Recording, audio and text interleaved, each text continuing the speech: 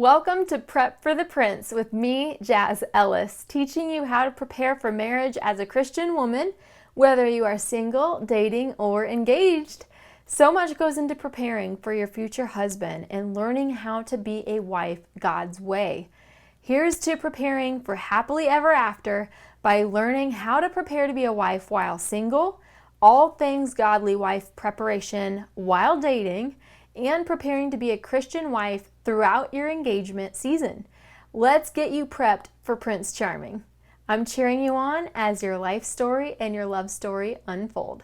Jessica, I've got a question for you about potential. So many ladies are wondering, but I see potential in him.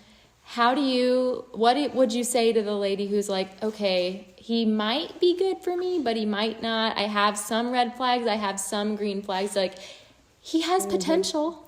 What would you say to that one? Well, my instinct is to go back to the group thing, give it time in a group setting. So I would build in protection by not just going out on a one-on-one date. If this is not someone you feel an assurance about, I'm not an advocate for that anyway. I really am not until things progress a little more. I would cultivate that relationship within a group. And I don't mean like a party of 20 people. I'm talking about an intimate group. 4 of you going out, or 3 of you going out, or, 6, something like that. And give those red flags increase, or do some of them subside away? And be honest with yourself. I don't know. That word potential could mean different things to different people. Are you trying to talk yourself into something that you want so badly, or are you really kind of trying to be sensitive in your spirit? If you're genuinely trying to be sensitive in your spirit, give it a little more time in a group setting. Yes, there's a difference between trying to figure things out in your spirit and discern versus talking yourself into it because you're desperate and want it so bad to work out because you don't want to start over and you've invested all this time. I've heard it all, guys. It's way better to just break it off now, save yourself worse of a heartache later on, because the more time you invest, the more your heart is going to feel broken down the road. How big of a role did humility and patience play in your marriage? Oh, my goodness. So when I hear those words, honestly, I think more of my children almost than my marriage. So let me kind of touch on both. Humility in marriage is definitely huge because you have to be able to admit you're wrong. And even if you feel like they were wrong, which the reality is probably both of you were, because you're both humans who do wrong. We were taught in our premarital counseling, love always initiates, and I still believe that. And love is the first to say you're sorry. And we still live by that. So even if, actually William is better at this than I am, even if he feels like he didn't do something wrong per se, he'll still be the one to come and apologize just because he wants peace. And I don't mean in a sweeping, like, let me just get this over with. He'll say, I don't know, but I'm sure I must have done something wrong. And so I apologize because I don't want conflict between us. That's hard for me because I'm extremely logical. And if I feel like, oh no, I was not wrong, and so I'm not going to apologize for something that I wasn't wrong on, that takes humility. Yes. Patience, for me, patience is necessary because I want to ask William something and I want him to answer me now. Like, what are you feeling? Tell me now. Why are you feeling that way? Tell me now. So me learning that he processes slowly and internally took a lot of patience for me to be able to say, because I'm ready to have the conversation now. I had to be able to say, you know what, let's sleep on it. But tomorrow I need time to talk this out. Could you be thinking on how you would respond? So that's in marriage. With my kids, it has been the most humbling experience because I wanted to be the perfect mom. And you can feel pretty perfect till your kids get to be teenagers. And then you realize they see through all of it and you're not. They don't see you as that perfect anymore because you're really not. And I have had to apologize so much to them. And I think that actually has been one of our best parenting superpowers, is the ability to face our kids and say, you know what, we were wrong on that. Or I shouldn't have spoken to you that way. I'm sorry. That was me being tired. Forgive me. So, and I could give you patience examples too, which y'all, it probably would just go over your head right now if you're not in teenage child raising years. So you come back to me in 20 years, I will help you. I love that. My point is patience. That's a great question, because patience and humility, you need them to live by. And if you're struggling with those things now as a single person, don't go into any relationship. Get that straight first. And who are you going to practice on? Your parents, your siblings, and your closest friends and coworkers. They will be good reads on whether you are humble and patient or not. Yes, or like a girlfriend that you have as a roommate, that friend that you live with. Oh my word, that's fantastic preparation. That's true. And she's asking, she'd love to hear more about the story of how you and William met. I know that could go on forever, but Cliff Note version, go for it. Your story's so great. The Cliff Note version, Chrissy, call me later. We'll talk about it all. To me, it's a fairy tale story.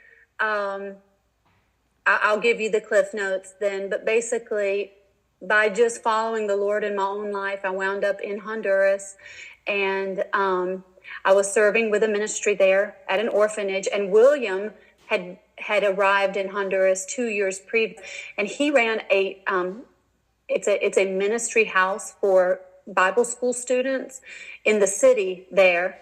In Honduras, all of the houses are behind big, like, stone walls with barbed wire because there's so much crime there.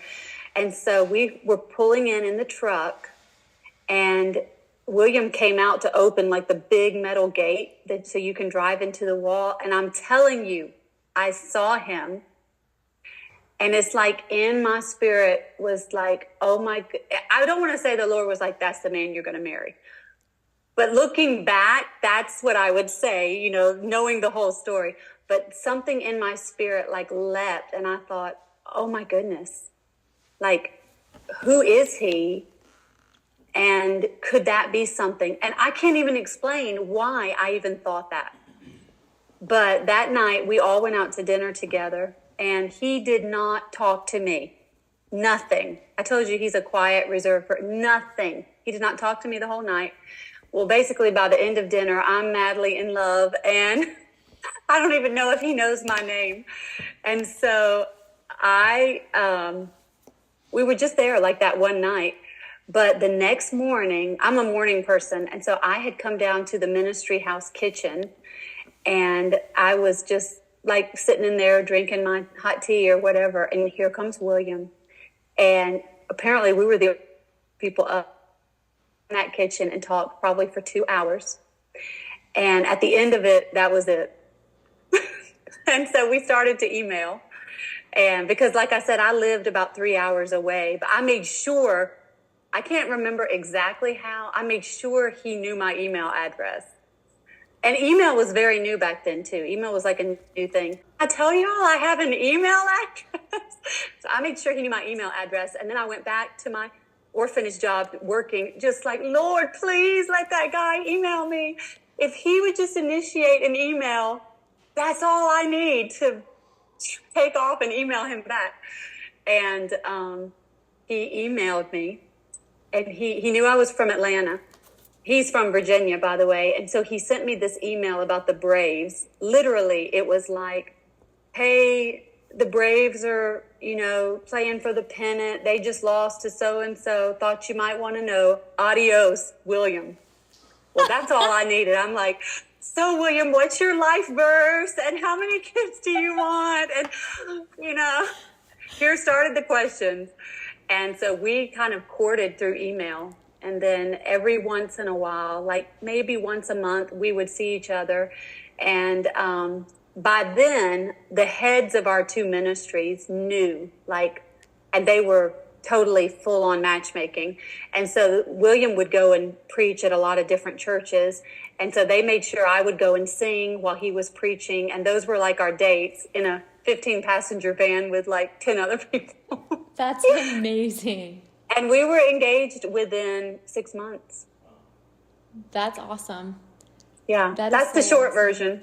No, I love that. But piggybacking off a question that you just kind of hit on, so what is your take on pursuing a guy versus receiving being pursued? What do you think that looks like? Like, is that okay for a girl to reach out and show interest? Say it again. Like, what does it look like for girls? Can they pursue, or is it bad to do that? Is it okay to just show interest but then wait for getting pursued? Or what's your advice in that area?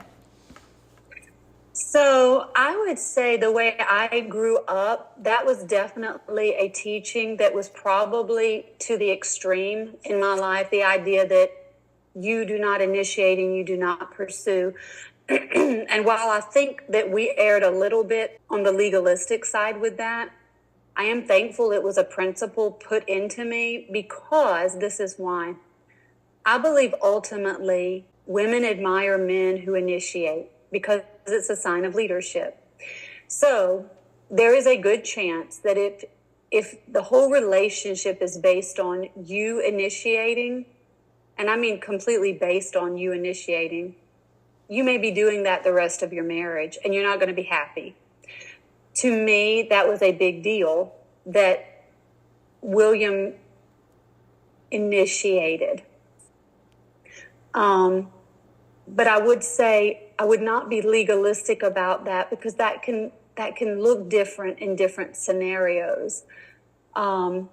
What it doesn't mean is, well, let me say what I think it does mean. And I would tell you what I would tell my own daughter. Like I said, she's 19.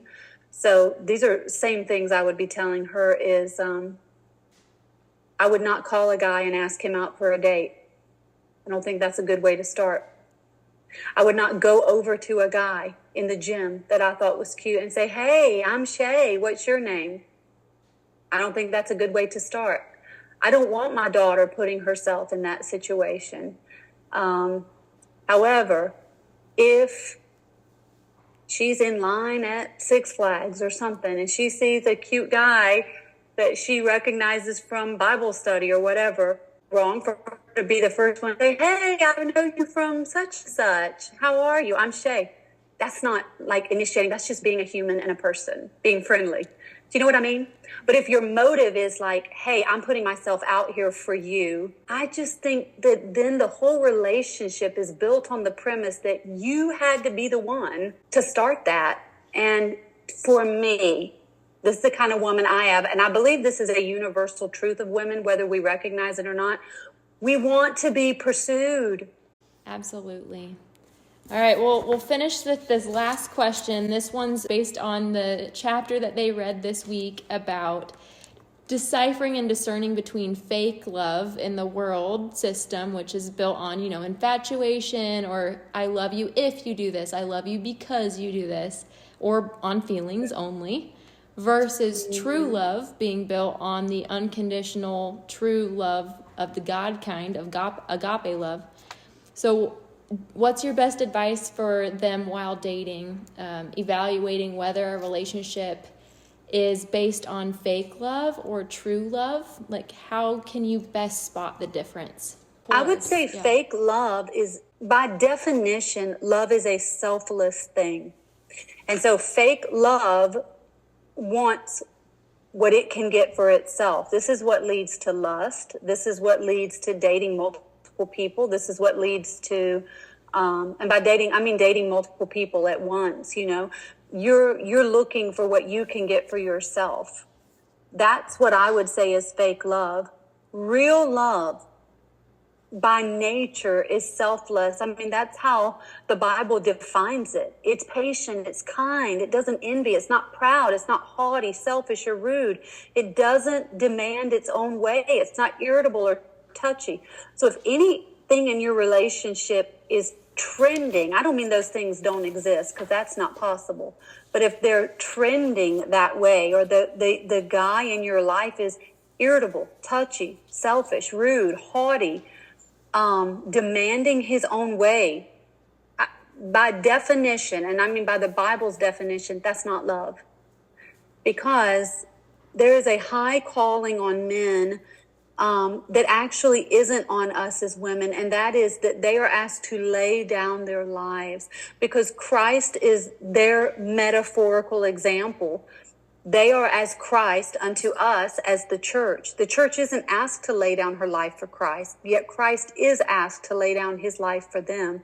And so the man should be the most sacrificial one in the relationship. And now, even as I'm saying that, I realize how impossible that seems. And that's why this is going to have to be a supernatural thing. And you're going to have to contend for it in prayer. And you're going to have to be an above and beyond kind of woman that would attract those few men that are. So good.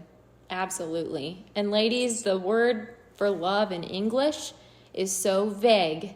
I mean, we could say, I love ice cream, I love my cat, I love my husband, James, and I love God. The same word, completely different meanings, you know, and the Bible uses 3 different words for love. 1, eros, is sexual, physical love.